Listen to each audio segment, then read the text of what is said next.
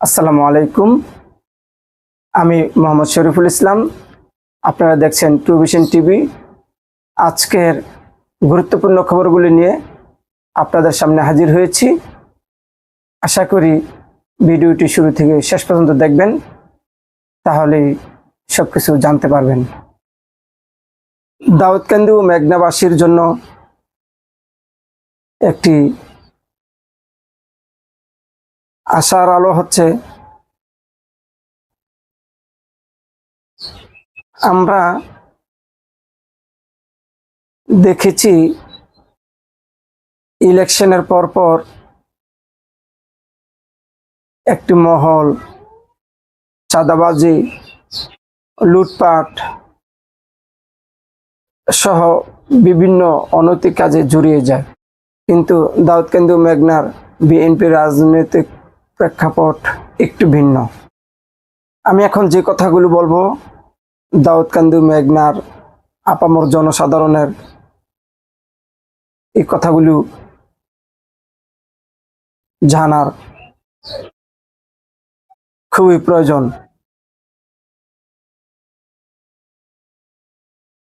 আপনারা জানেন যে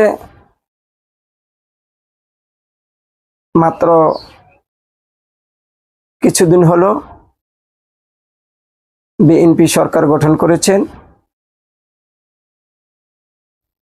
এরই মধ্যে ডক্টর খন্দকার মারুফ হোসেন দাউদকান্দি ও মেঘনাতে চাঁদাবাজি, টেন্ডারবাজি, জমি দখল, বালু দখল সহ অনৈতিক সকল কর্মকাণ্ড থেকে সবাইকে বিরত থাকতে বলেছেন এবং মেঘনা ও দাউদকান্দিবাসীর জনগণকে তথ্য দিয়ে সহযোগিতা করার জন্য তিনি আহ্বান জানিয়েছেন, যেটি আগে কখনো আমরা দেখিনি।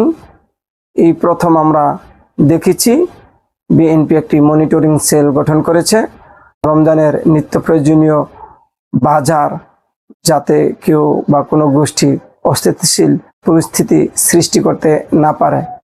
এই মনিটরিং সেলে আপনারা চাঁদাবাজি, টেন্ডারবাজি, জমি দখল সহ বিভিন্ন সমস্যা আপনারা জানাতে পারেন।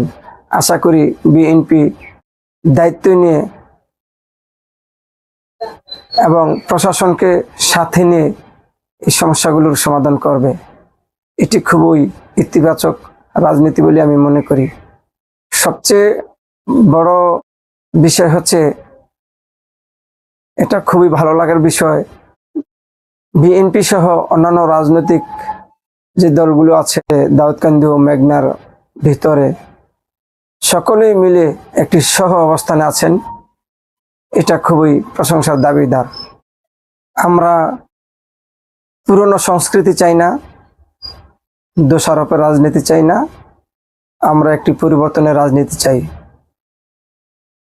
সেটি আমরা দেখছি। সেই পরিবর্তনটি আশা করি বিএনপির হাত ধরেই বাংলাদেশে প্রতিষ্ঠিত হবে। মেঘনা ও দাউদকান্দিবাসীর কাছে বিশেষ আবেদন থাকবে, আপনারা যেখানে যে অনিয়মগুলো দেখবেন, যেখানে যে সমস্যাগুলো দেখবেন, মনিটরিং সেলগুলোকে অবহিত করবেন। মনিটরিং সেলে ফোন করে জানাবেন। আশা করি সমস্যার সমাধান হবে ইনশাল্লাহ। সমসাময়িক বিষয়ে এখন থেকে নিয়মিত এই চ্যানেলে আলোচনা করা হবে এবং নতুন নতুন আপডেট পেতে চ্যানেলটিকে সাবস্ক্রাইব করবেন। আজ এ পর্যন্তই। ধন্যবাদ সকলকে। আসসালামু আলাইকুম।